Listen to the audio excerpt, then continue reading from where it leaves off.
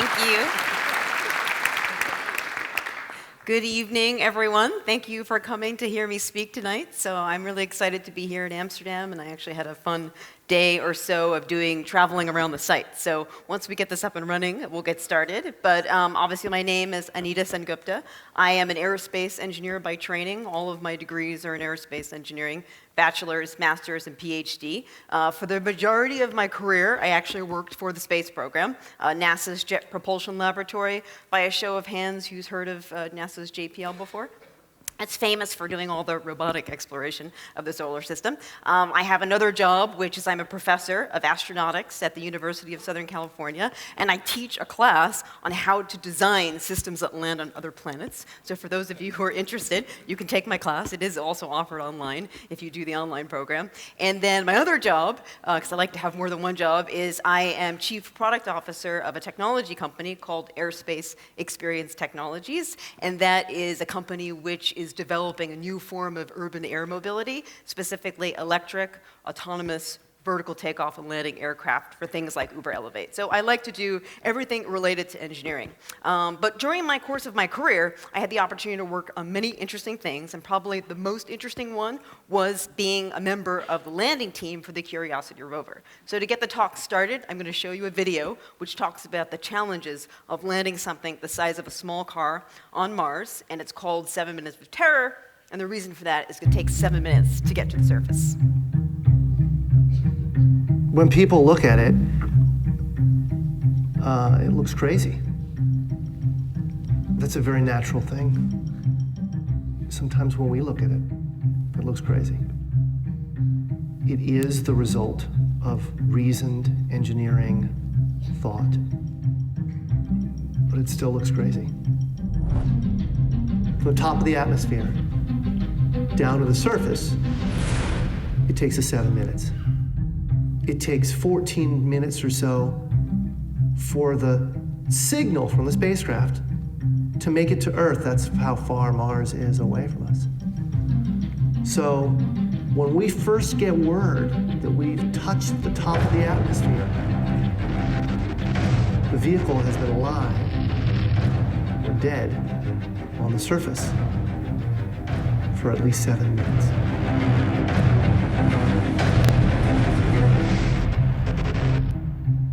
Entry, descent, and landing, also known as EDL, is referred to as the 7 minutes of terror because we've got literally 7 minutes to get from the top of the atmosphere to the surface of Mars, going from 13,000 miles an hour to 0 in perfect sequence, perfect choreography, perfect timing, and the computer has to do it all by itself with no help from the ground. If any one thing doesn't work just right, it's game over. We slam into the atmosphere and develop so much aerodynamic drag. Our heat shield, it heats up and it glows like the surface of the sun. 1,600 degrees. During entry, the vehicle is not only slowing down violently through the atmosphere, but also we are guiding like an airplane to be able to land in a very narrow, constrained space. This is one of the biggest challenges that we're facing, and one that we have never attempted on Mars. Mars is actually really hard to slow down because it has just enough atmosphere that you have to deal with it. Otherwise, it will destroy your spacecraft. On the other hand, it doesn't have enough atmosphere to finish the job. We're still going about 1,000 miles an hour. So at that point, we use a parachute. A parachute is the largest and strongest supersonic parachute that we've ever built to date. It has to be able to withstand 65,000 pounds of force, even though the parachute itself only weighs about 100 pounds. When it opens up that fast, it's a neck-snapping 9 Gs. At that point, we have to get that heat shield off. It's like a big lens cap blocking our view of the ground to the radar. The radar has to take just the right altitude and velocity measurements at just the right time, or the rest of the landing sequence won't work. This big, huge parachute that we've got, it'll only slow us down to about 200 miles an hour. And that's not slow enough to land. So we have no choice, but we gotta cut it off and then come down in rockets. Once we turn those rocket motors on, we don't do something, we're just going to smack right back into the parachute. So the first thing we do is make this really radical divert maneuver. We fly off to the side. Diverting away from the parachute, killing our horizontal velocity and our vertical velocity, getting the rover moving straight up and down so it can look at the surface with its radar and see where we're going to land. And we head straight down to the bottom of the crater, right beside a 6-kilometer high mountain. We can't get those rocket engines too close to the ground, because if we were to descend propulsively with our engines all the way to the ground, we would essentially create this massive dust cloud. That dust cloud could then go and land on the rover. It could damage mechanisms and it could damage instruments. So the way we solve that problem is by using the sky crane maneuver. 20 meters above the surface, we have to lower the rover below us on a tether that's 21 feet long, and then gently deposit it on its wheels on the surface. As the rover touches down and is now on the ground, the descent stage is in a collision course with the rover.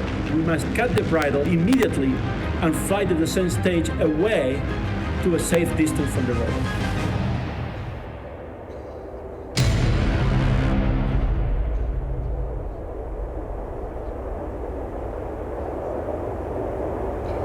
So pretty exciting, and of course, reality. So in a sense,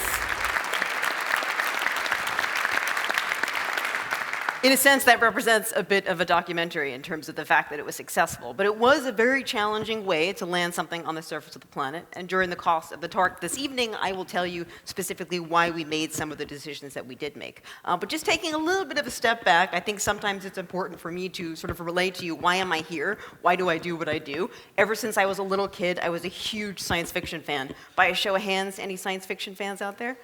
Oh my gosh, at least 70% of you, I think. That's pretty standard for the engineering, science, computer science community. And so I was a massive Star Trek fan, a massive Doctor Who fan, and a massive anything that involved space exploration and the search for sort of like alien life and alien worlds. And so I knew from a really young age that I wanted to do something that made me be a part of the space program. So I chose the engineering route because I liked the idea of making new technologies, specifically designing spacecraft to facilitate the exploration of space. So I got my PhD in, ironically, electric propulsion or plasma propulsion on ion engines. And so for those of you who are Star Trek fans, you would know about the ion drive. So the ion drive does exist. It isn't capable of warp yet, but it does exist. And it powers 2 spacecraft, Deep Space One, which went to a comet and asteroid, and the Dawn mission, which went to an asteroid and a protoplanet. It's still actually out there. The mission is just ending. So I did that for about 5 years, working for NASA, and then my management gave me an opportunity to work on the next landed mission to Mars, the Curiosity rover, and specifically to lead the development of the supersonic parachute. I, of course, had no background in parachutes, but I was an aerospace engineer. I had a background in fluid mechanics and doing a lot of experimental testing, so I decided to do it, which meant I would have to learn a lot about how to design and test and build parachutes as part of my job. And so for me, it was exciting because I was learning something new. I did that for about 5 years. Then I spent about 2 years working on the development of a Venus landing system, very different environment, but uses similar technologies. Then my management asked me if I would lead the development of an atomic physics facility that was going to go on the International Space Station. Once again, atomic physics wasn't my background. My background was in plasma physics, but for me, it was super exciting because we were going to be able to create a facility that makes something called a Bose-Einstein condensate, by a show of hands. And if you know what that is, that's a little bit more obscure, but it's another state of matter that Einstein actually theorized, along with Bose, an Indian scientist, that you can only create by cooling matter with lasers. Sounds pretty crazy, sounds pretty cool. And until lasers were actually invented, no one could create one of these things. So we created this facility, it took us about 5 years, and we launched it in May of last year. And now it's up on the International Space Station, making Bose-Einstein condensates. So I did that for several years, and then I had the opportunity to try something very different, to go to the private sector. And so I joined a company that was building the Hyperloop. And so I was senior vice president of systems engineering for about 1.5 years.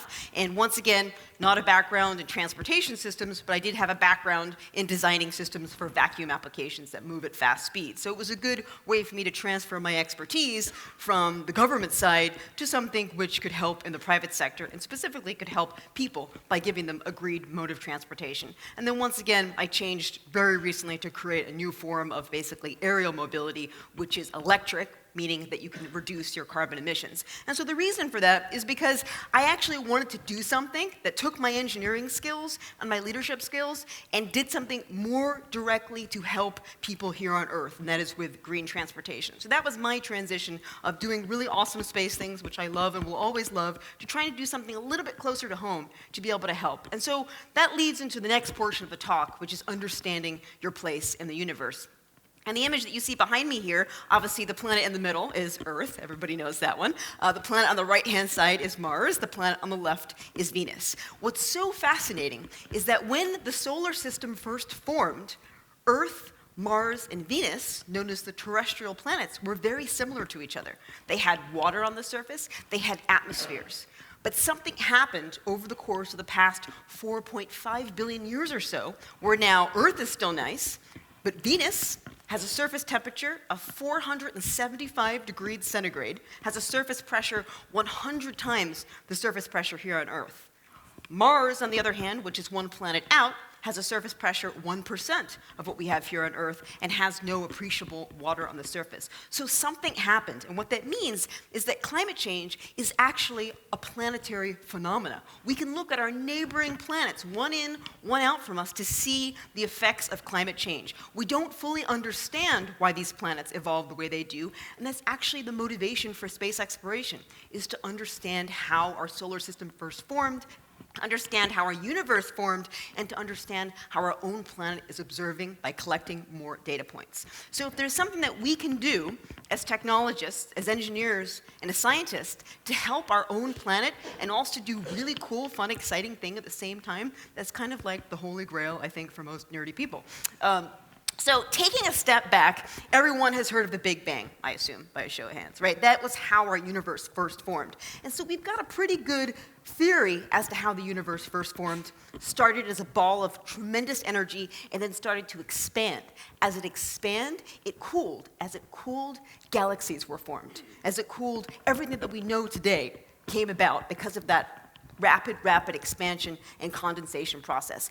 And it was been the motivation almost since the beginning of time to understand our place in the universe, and astronomy has played a major role in almost everybody's society. And I think even though we know so much now about the nature of the atom, about the nature of the universe, we still don't really understand that much, which is my very favorite quote, is from Socrates, which is the only thing that we know is that we don't actually know anything. And it's that thought process alone which motivates people to discover new things, to discover new scientific theories, and also to create new technologies as a result of these new scientific theories. So that motivation, I'd like you to take it home with you wherever you go, which is whatever you think you know, you actually don't really know that much. It is a lifelong challenge to be a lifelong learner, so you can keep on expanding your horizons and doing really incredible things. And you can look back at history to see how the ancient people in the British Isles, for example, with Stonehenge and Newgrange, those systems existed purely as astronomical laboratories. You see the same thing in ancient Egypt. You see the same thing in ancient Mesoamerica, which is the motivation to understand the universe around us motivates us. And this morning, I was at the Vincent van Gogh Museum. If you haven't been, I totally recommend it. It's pretty amazing. And I was, reading a bunch of the letters and the quotes, and there's a quote from Vincent van Gogh, which is that when I have a terrible need of, shall I say the word religion, then I go out and I paint the stars. And everybody has seen, of course, the beautiful painting Starry Night. So even Vincent van Gogh also was empowered and found inspiration from the space around us. And I just think that's a very powerful thing, because when you look out at the night sky, you see the things that you don't understand and the things that you want to understand more. But that takes you to the next thing, which is, well, what am I going to do with that understanding?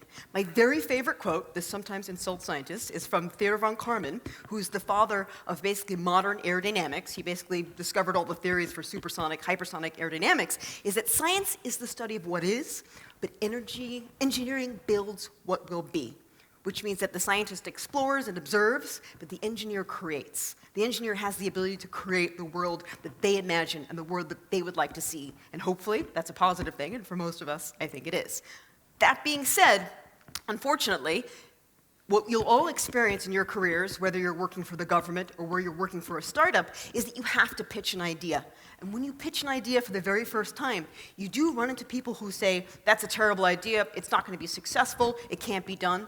And the best example I can give you there is the Wright Brothers. So Lord Kelvin, who was a very famous, good scientist in his own right, said heavier than air flying machines are impossible in the late 1800s. Just a few years later, the Wright brothers demonstrated aerodynamic flight, which basically contradicted Lord Kelvin, which is great, right? So the point here, of course, is that if somebody says that you can't do something, that's probably a motivation for you to understand, I probably can, and this person just doesn't want me to for some reason. So I think you really are supposed to think outside of the box to be able to create new technologies and to be able to create that universe that you would like to see, downstream from now.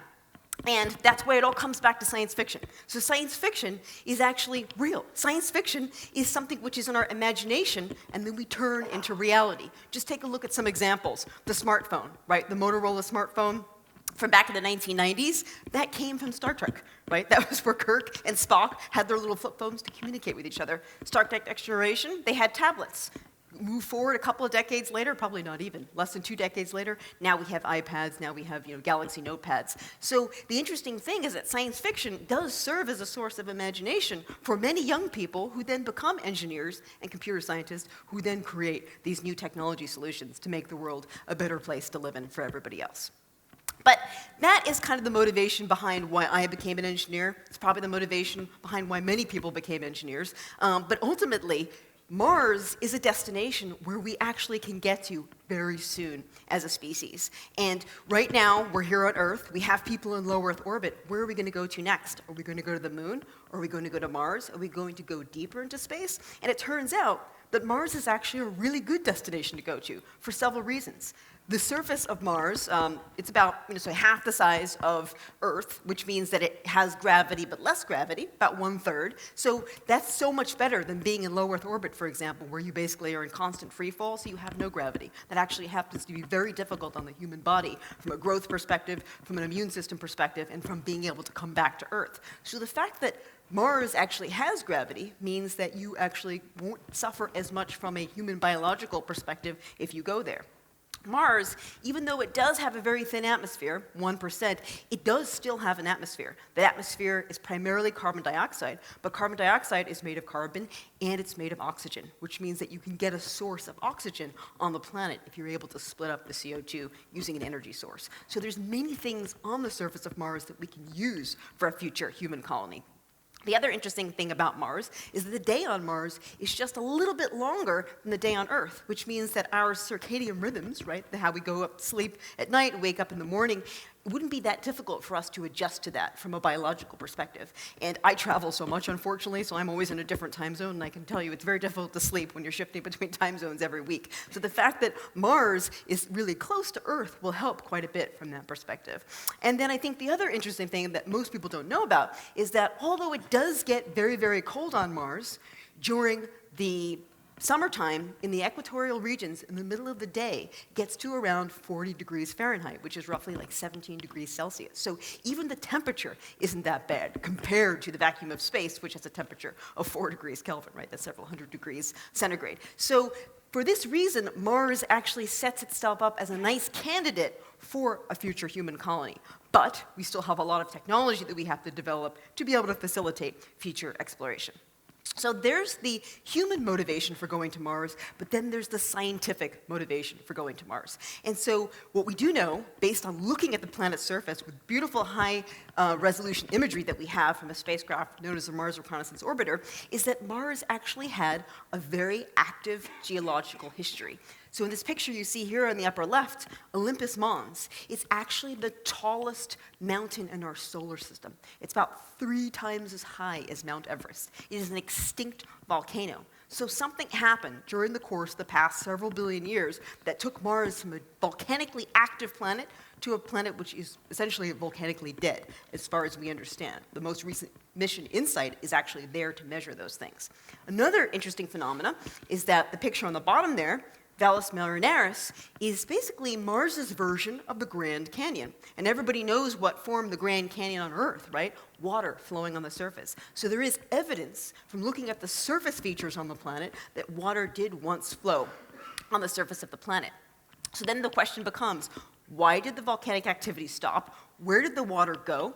Did it leave and evaporate, or is it frozen in the subsurface? If it is frozen in the subsurface, what could be in there? Could there be some sorts of, microbial life? Could we tap into that water supply for a future human colony? You bet we could, right? So there's all these interesting things from a planetary science perspective that couple to how you could eventually send people to live on the surface of the planet.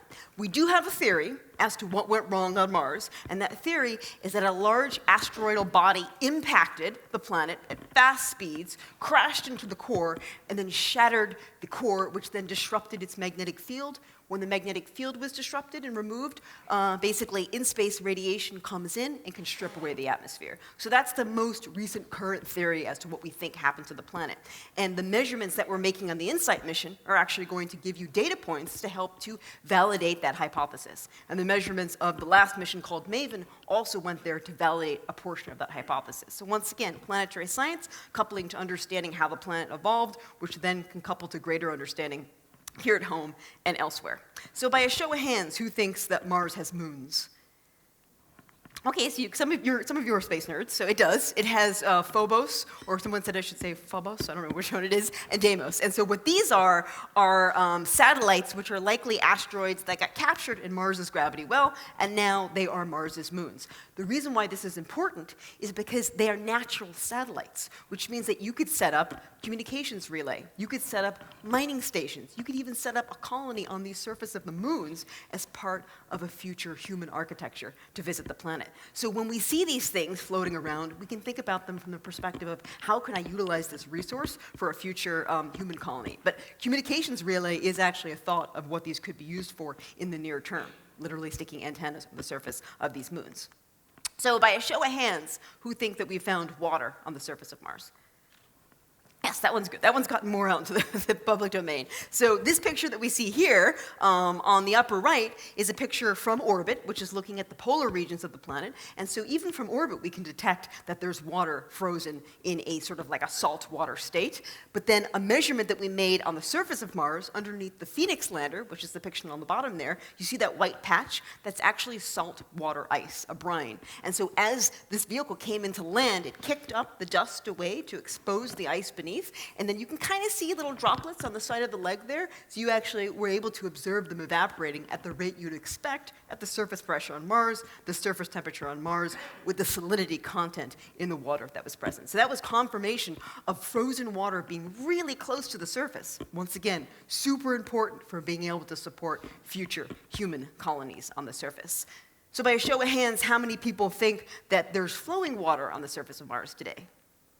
Less people know about that one. There actually is. It's not a lot, and it's more like a wet mud. And the pictures that you see behind me now, where you see sort of black streaks going down the sides of cliff faces here, mountains, valleys there, and in this image here, these are sources of water where it comes out of the sides of these cliff faces because Mars is tilted in its axis, which means that as it goes around the sun, the core, not the core, but sort of the substructure melts, some of that comes out and forms these sort of muddy flows. And we confirm this actually with an instrument on board, which allowed us to determine that there was water content in these mud flows. And the picture you see on the left is a seasonal mud flow that we see again and again, year after year, based off of the Martian year. So we do know that there is the presence of water just beneath the subsurface, which is super interesting because where there is water, sometimes there is life, which means that if we could tap into that water and make measurements of that wet mud, perhaps we could find something like an evidence of microbial life. I don't know, we haven't done it yet. That's something that we'd like to do in the future.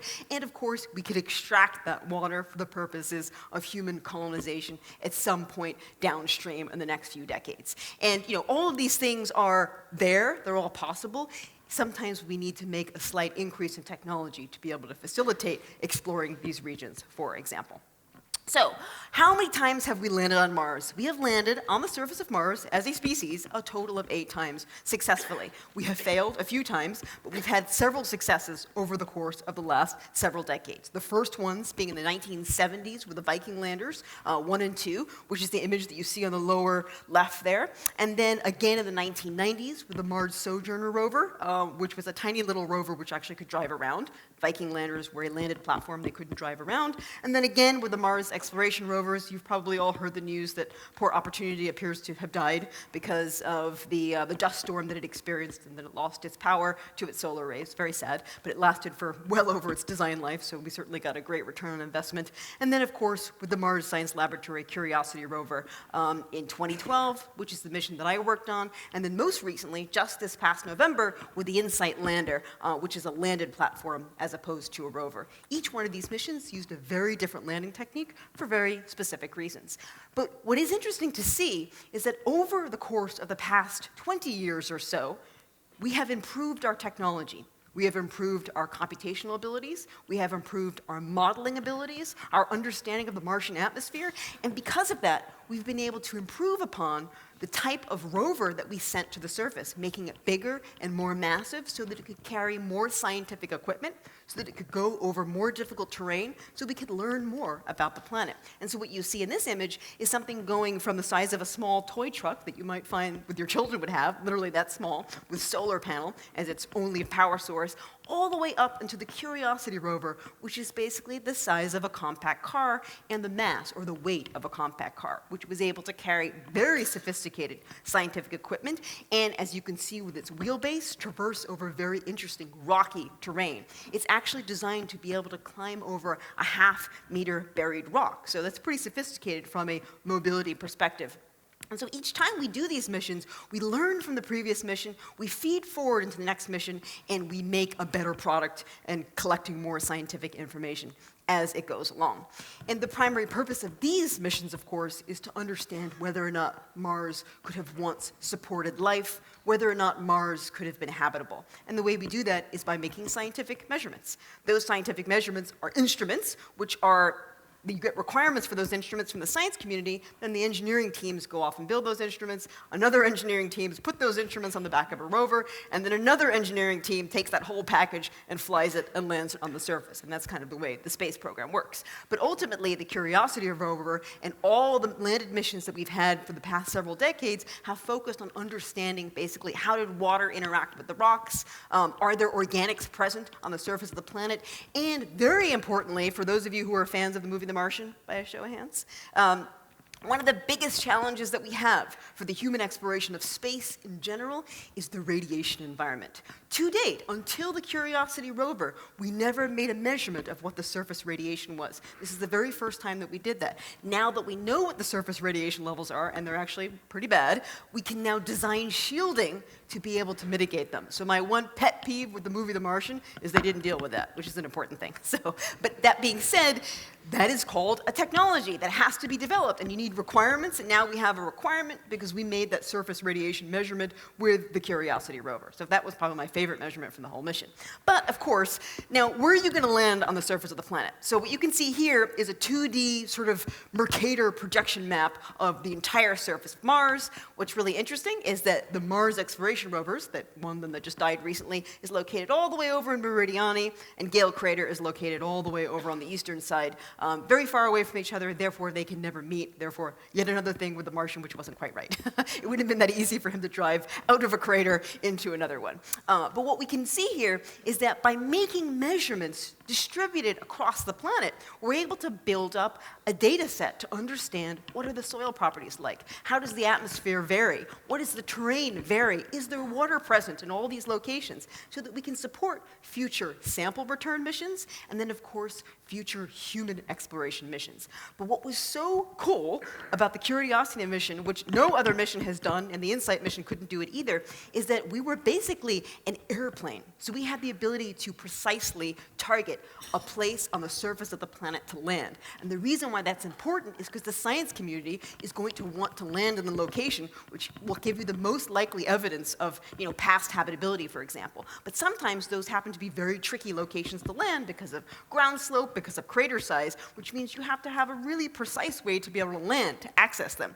So what was so unique about the Curiosity mission is that we designed an engineering system with a landing precision to facilitate landing in a more interesting location from a scientific perspective. And from a scientific perspective, the science community chose a place called Gale Crater. And so this is a three-dimensional view of Gale Crater. Just to give you some orientation, you can see a black ellipse in the middle of the image there. That was our landing precision. So you can think of it as a bullseye or a target that we designed our system to be able to land within. And you should note that obviously in the center of this crater is a big mountain. On the edge of the crater are crater walls. So if you didn't have sufficient landing precision, you would smack into the side of the mountain, or you would smack into the side of the crater walls. So the engineering challenge was having sufficient precision to be able to land in an ellipse with a long axis of roughly 20 kilometers. And so to scale, you can see sort of the downtown section size of Amsterdam. So you understand that scale. So the reason why this is so challenging is because nothing like this had ever been done before. This shows you a history of the bullseyes on Mars that we developed over the past several decades. The outer one, basically in 1976, roughly like 400-kilometer diameter. So we shrunk from a 400-kilometer diameter landing ellipse, which is basically the distance between here and maybe Frankfurt, down to a landing ellipse of 20 kilometers, which is roughly the distance of North Amsterdam down to the airport. So that was the landing improvement that we made to facilitate landing in this more interesting location, and this gives you an idea of the size of the ellipse. It's basically the distance from the north side over the river of Amsterdam to the airport. And so that was our design criteria. Land something that weighs the mass of a small car, roughly 1,000 kilograms, and land it with a precision of 20 kilometers in an ellipse, including all the variations that you get in atmospheric properties and winds and things like that. So how do you do that? You use an airplane. So what you can see on the left-hand side here is something called an entry vehicle. It kind of looks like a weird salad bowl, and it looks like that for a reason.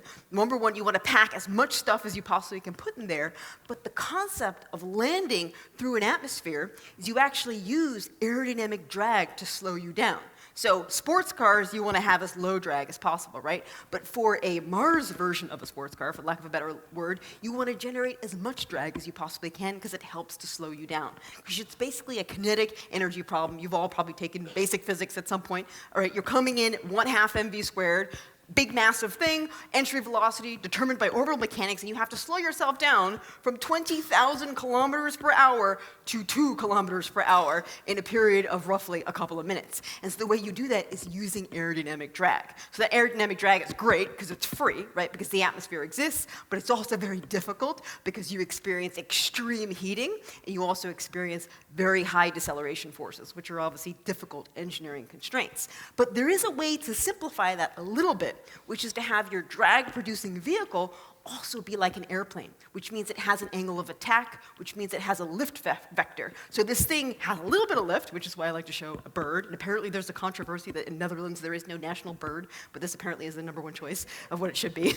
So I have not seen it yet personally. But so what this thing has is it has a lift vector, because it's at an angle of attack. And by rotating this vehicle, you can actually rotate the lift vector and then fly the vehicle down to the surface, which helps to give you more landing precision and also helps to mitigate some of those deceleration loads so that it's not as stressing on the vehicle or stressing on the things inside of the vehicle. And so this was the new technique that we developed, which was hypersonic guidance, navigation, and control. And as you might imagine, because Mars is so far away from Earth, where the time delay can be in the order of 14 minutes in the worst case scenario, no person is flying this vehicle with a joystick back here on Earth. This is all done autonomously. So when I see self-driving buses driving around a city, it's like, it's not that difficult, right? Because it's like, this thing has to fly itself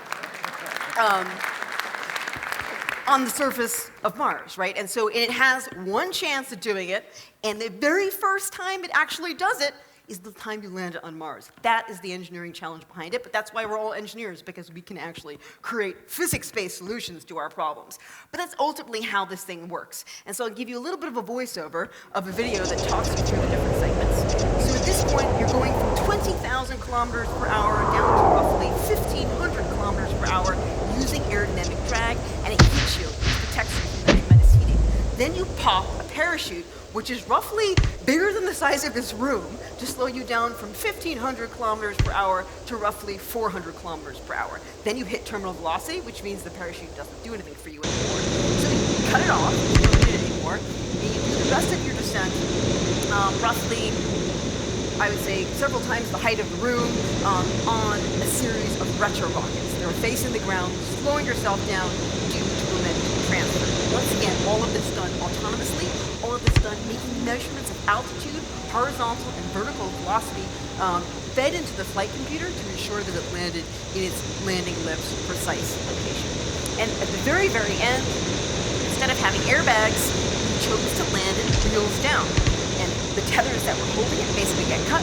It flies off 45 degrees to the side with obviously reserve propellant on board to make sure it got far enough away, and the rover has now landed. So that happened to be, as difficult as that sounds, the most mass-efficient way of landing something at this size, because the wheel itself is the landing platform. You don't have to carry extra airbags, you don't have to carry a landing platform that you drive off of. You get more mass to the ground to do science. And so that was the engineering feat that we accomplished. And this is another way of looking at it, is that this is a two-dimensional view of what we did. So first you have that hypersonic deceleration phase where we do flying like an airplane, and we have a heat shield, which literally is like friction with the atmosphere, so it protects you from getting too hot.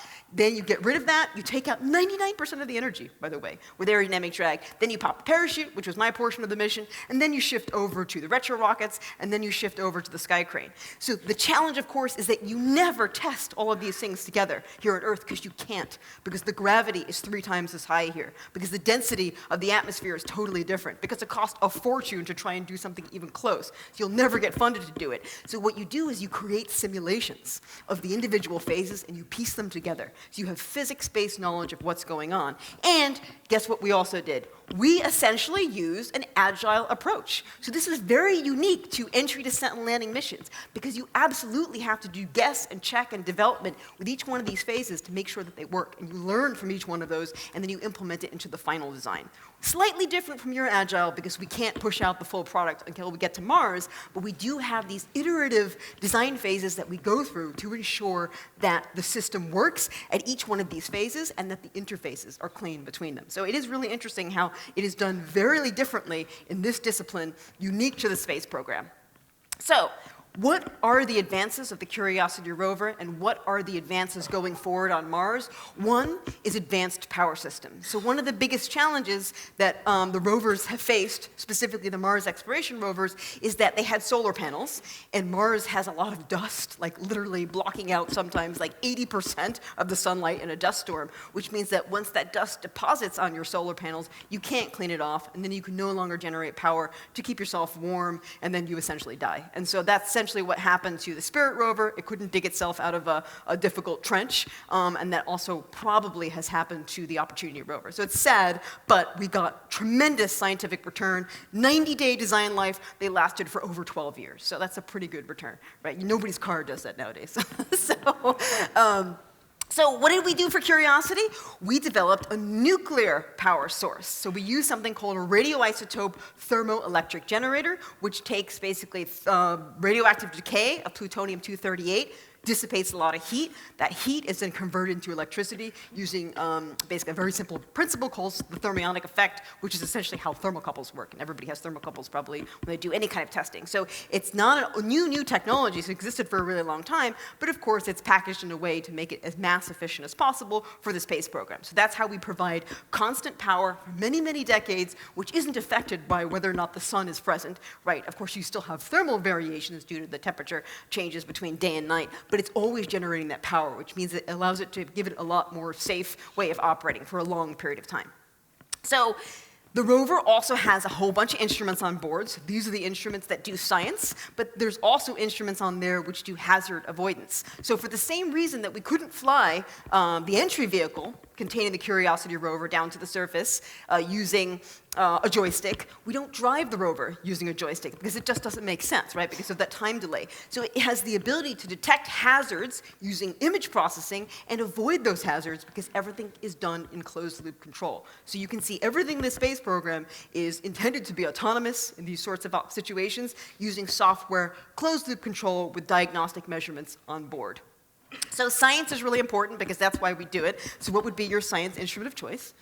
A laser, of course, photon torpedoes. I joke, but I don't joke because it actually does have a laser on board. And although that laser doesn't create that much of an explosion, if you stood between the rover and that laser, it would burn not only a hole in your shirt, but a hole in your skin. So what it does is it basically vaporizes rock, and when it vaporizes it, you see a spectroscopic signature, which then tells you what it's made out of. And so it's a very repeatable, sophisticated scientific measurement, which allows you to determine the composition of any rock that you give it, any soil that you give it. And so that's one of the primary instruments on board to make those kinds of scientific measurements.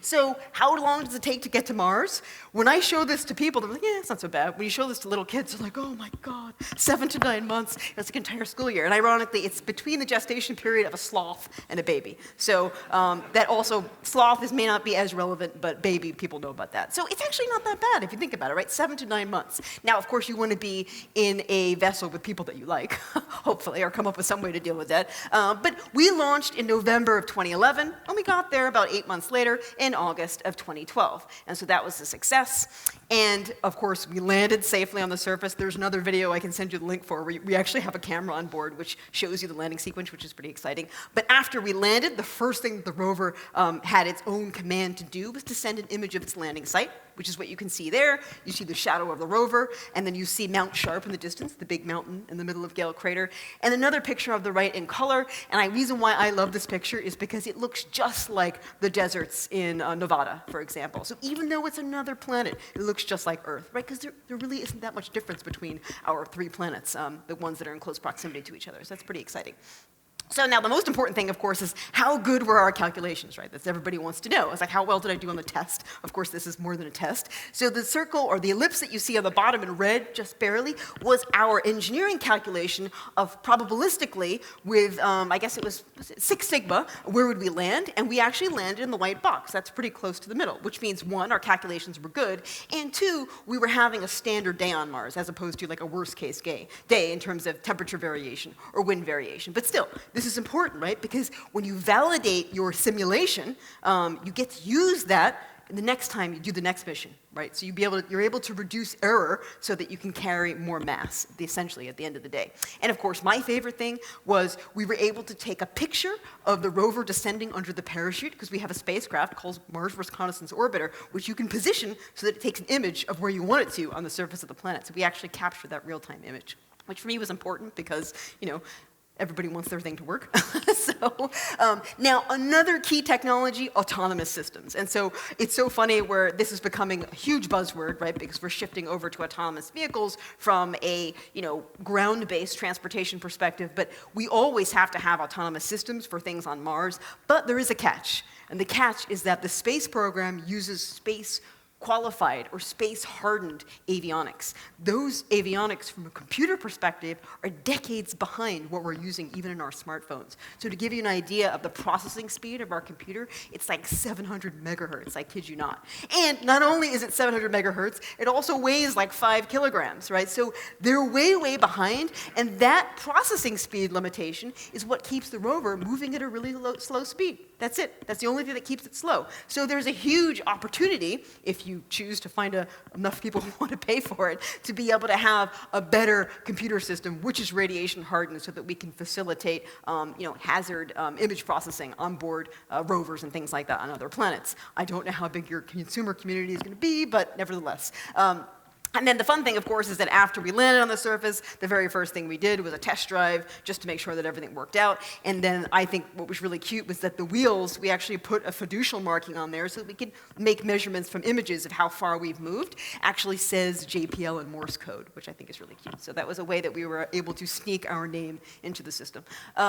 So what are some of the measurements that we've made since we've arrived on the surface of Mars? The image you see on the right there is that laser measurement I was talking about. You see how there's a hole that opens up? That's because the rock is literally being vaporized. After it's vaporized, a signature is emitted called emission spectrometry, and then you're able to determine the compositions and the intensities of the different elements which are present. And so because a huge portion of the mission was to determine the presence of organics, this type of measurement is key to understanding whether or not organics are present. Another really important thing, a weather monitoring station, measuring winds, temperature, pressure, and measuring surface radiation levels. And so the bad news is that the radiation is quite high, right? But the good news is that it's not so high that we couldn't come up with the technology to shield that. It just is work that has to be done and funding which has to be allocated by space agencies to facilitate something like that. And then also note, see the temperature fluctuations, or see the radiation fluctuations? They're actually coupled to day and night, which means that the atmosphere does a lot to attenuate the surface radiation. And that's important, because that could be an example of a radiation shield that you could use to help mitigate it further, right? Just using the presence of high-density gases, for example. So also great news, we did detect organics on the surface. We detected methane presence in small quantities. This is really important because methane can only come from one of two sources, either geological, which means there's still some kind of volcanic activity going on, or biological, like enteric fermentation, like cow farts. So, meaning, could there be some kind of bacteria on the surface that are producing that methane? We don't know the answer to that yet, but it's still a really important, very recent finding that the methane has been produced recently as opposed to billions of years ago. So that's pretty exciting as well. And of course, most recently, this past November, we landed the InSight lander on the surface, which is going to make measurements of the interior, meaning, is it still volcanically active? There's a seismometer, and that seismometer actually comes from France, from CNES, which is this French space program. So what is in the future? So the really cool thing is that the future is absolutely taking off. I give talks also about the future of transportation, and yes, the Hyperloop is a new form of transportation. Yes, urban mobility is, but so is space travel. And the private sector is already working on it. So on the left-hand side, Blue Origin, which Blue Origin, Jeff Bezos has Amazon. He also has Blue Origin. And Jeff Bezos' whole model is because he thinks that we're going to destroy the planet, and so he wants to be able to get us off it and have us go somewhere else. But I don't know what happens to our Amazon subscriptions at that point, or Amazon Prime for that matter. And then the image on the right-hand side is Virgin Galactic, who has a vehicle. They're based actually in Southern California, where they're going to do suborbital trips initially, and hopefully then they'll shift over to orbital, and then obviously beyond that. So these technologies are being developed on private capital. They're not being developed off of the space program. So that's really interesting. It means that there's a business case for space, and everybody needs to be involved, right? It doesn't come down just to aerospace engineers. Everyone is involved in the space program if you look at it from a hardware and software implementation perspective. And then, of course, beyond low Earth orbit. So we have gone low Earth orbit, obviously for the Apollo program. We haven't gone back in a while, which is kind of sad, but there are 2 vehicles under development for beyond low Earth orbit. NASA is developing the Orion vehicle, which is supposed to be the next vehicle that takes astronauts beyond low Earth orbit. And then SpaceX is developing the Dragon capsule, which is currently going back and forth between the surface of the Earth and space station, but will be designed for going beyond there as well from an entry system perspective. So these technologies are actively being developed in the private sector. Another really cool one, which I think you guys should like, is terrain relative navigation. So right now we use a radar altimeter to make measurements of altitude above the surface and to make measurements of horizontal and vertical velocity, which is basically an RF pulse bouncing up back and forth between your vehicle and the ground.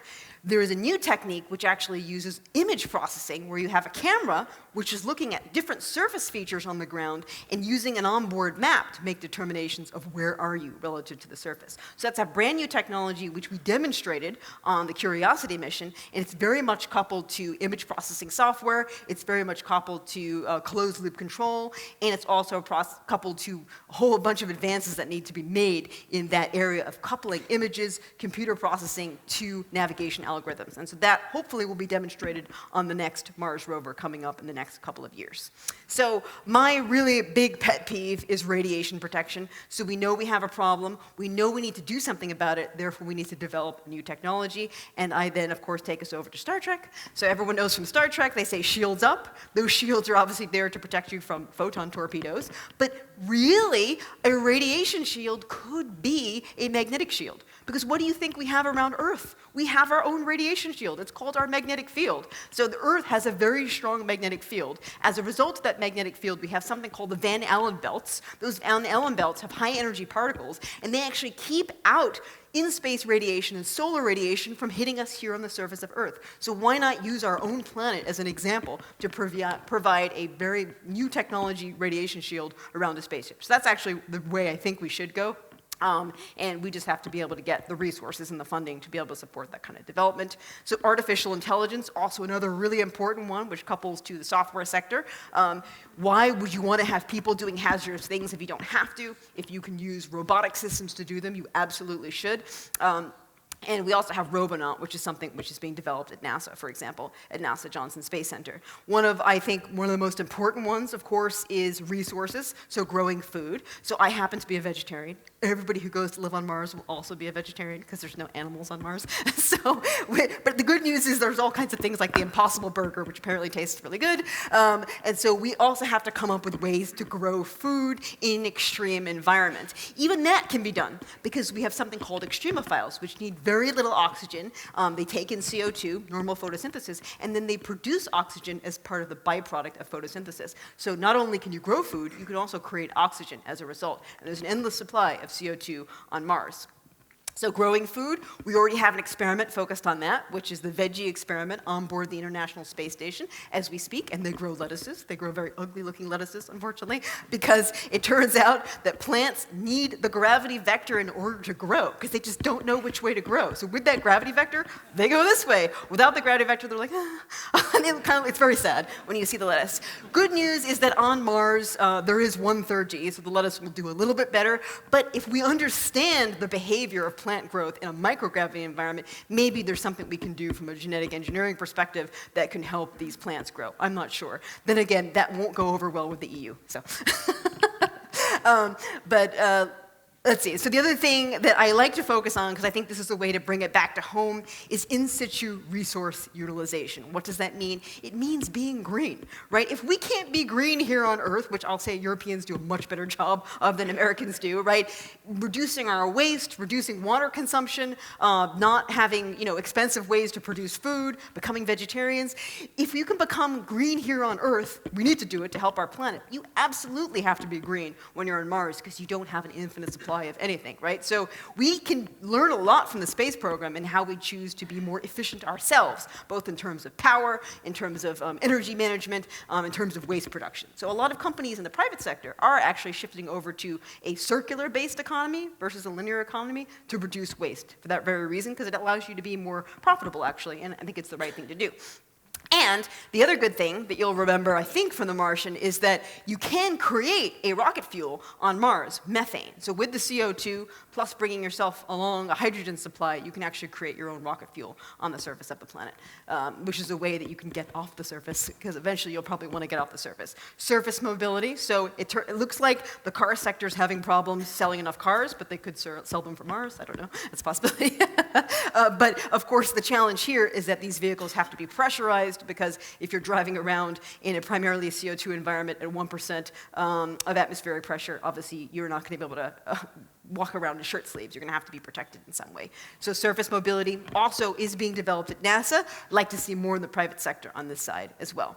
And then, of course, what happens at the very end of the day is colonies on other worlds. Now, there's all kinds of human implications for how do you stay in a small space with people for long periods of time, and there are even groups who are studying the human interaction side of things for long, extended duration stays on a surface of Mars by doing it either in the desert or out in Antarctica.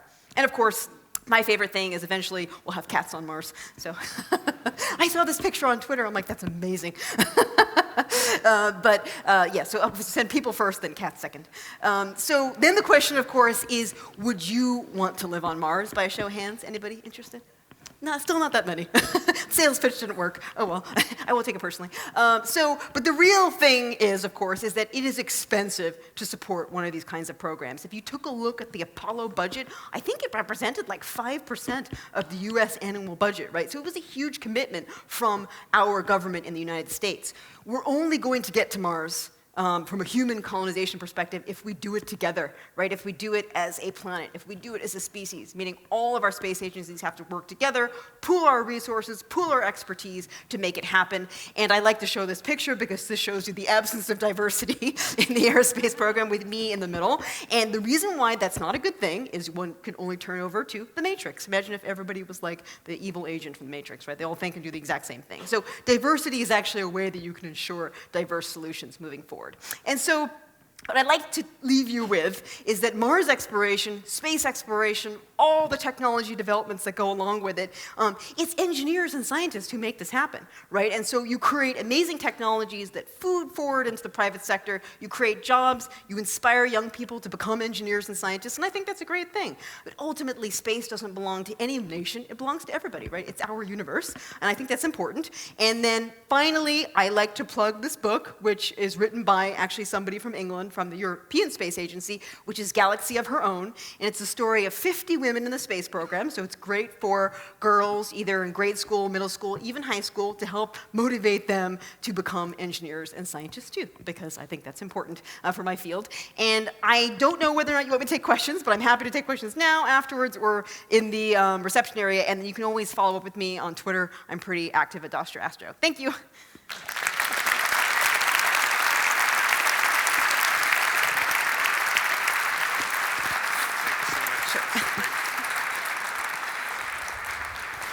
Dr. Anita Sengupta.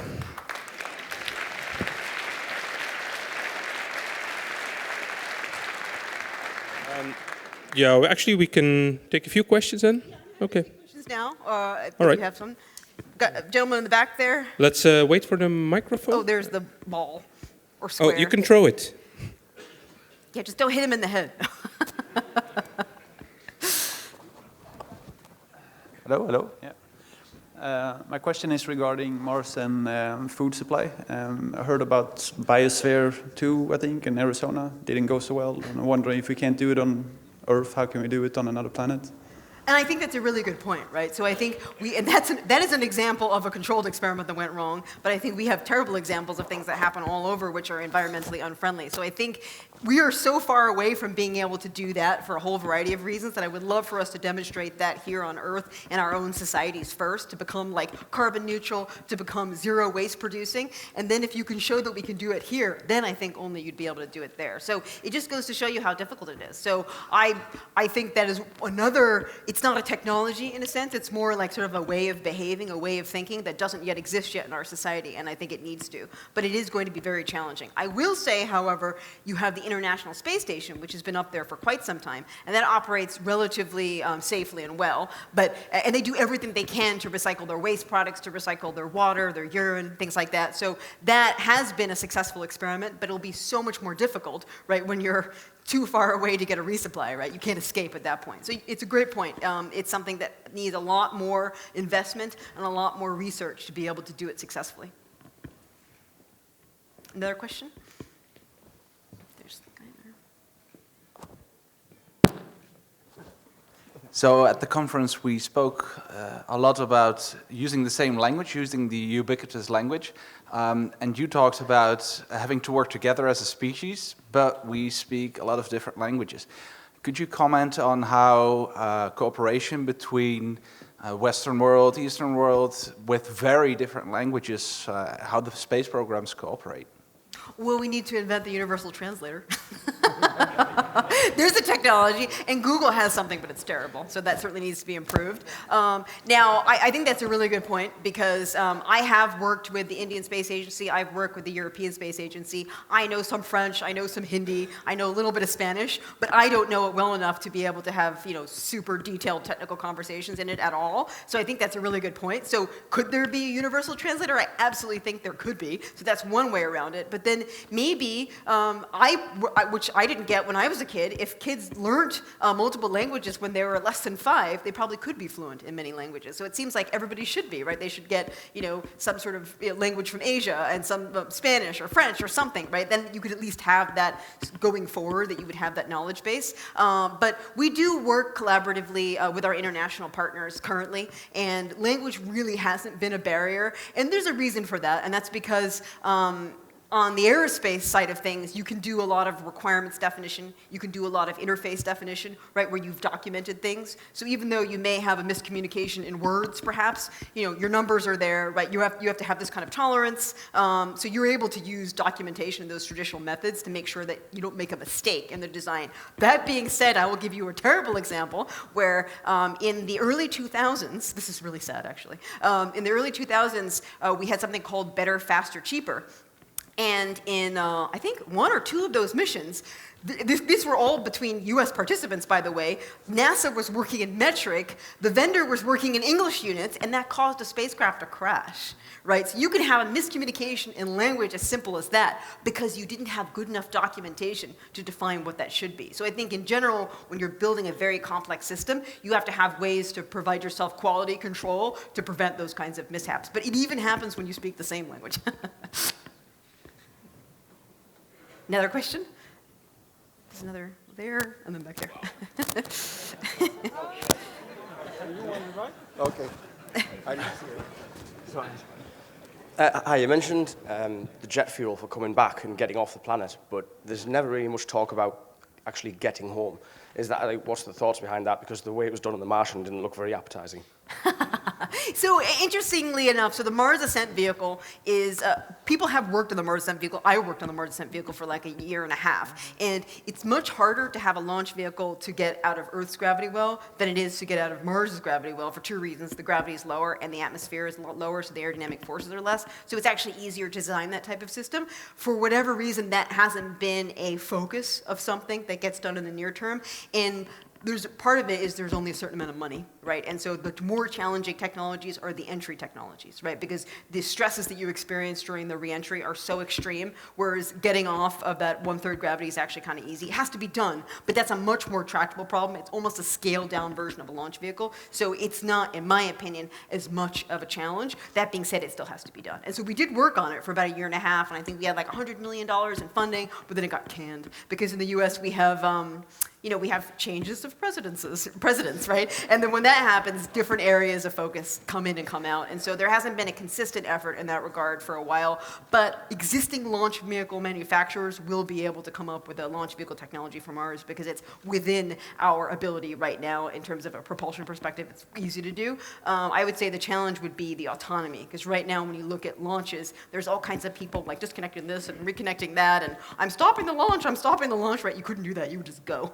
So that, I think, makes it more difficult. But the interesting thing is, though, is that I think when people have the crutch that they can come in and fix it, they come up with a very different design than when you design something which has to be autonomous. So I think, landing something, so the people who landed, and I know one of the gentlemen, he was my mentor for years, who landed the Viking landers on Mars in the 1970s, where they didn't even know what the atmospheric properties would be like. Holy shit, that was pretty awesome, right?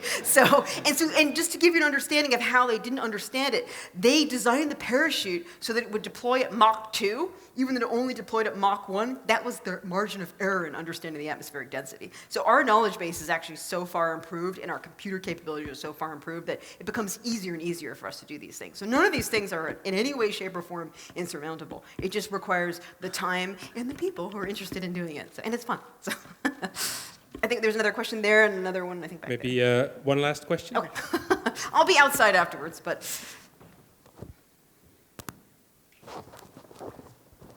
Thank you.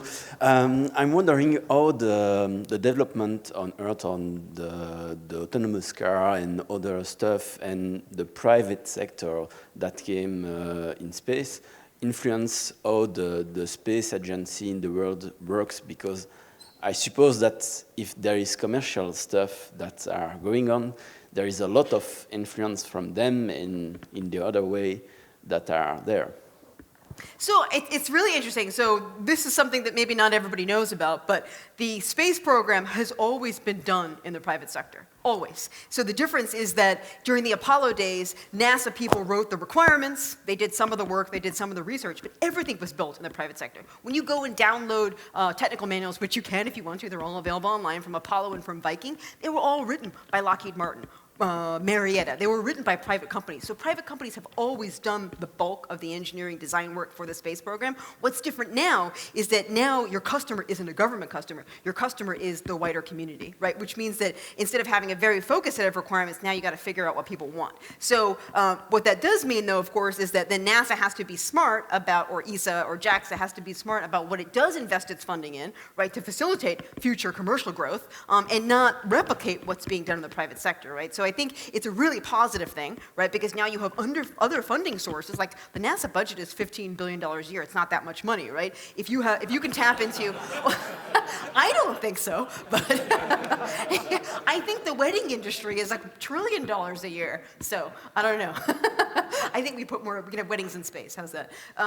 But I think that the commercial sector is a really positive thing. I think there are some people on the government side who are like, oh, they don't know what they're doing, blah, blah, blah. And you get some of those people. But in general, I think as long as you got a good enough circulation between the government and the private sector, like I'm doing, then I think all of a sudden those lines become blurred. And even just so you know, for the SpaceX model, they actually received $1 billion in government seed funding. So that wasn't done entirely commercially. They actually received funding for the government to do resupply to space stations. So there always has to be a healthy mix of government investment to support new technology growth, and all of a sudden you see other ways that it becomes useful. So, but I think it's a positive thing. So I hope it happens more. And I think you want me to stop? Yes, okay. I don't really want to. All right, I'll talk to you outside.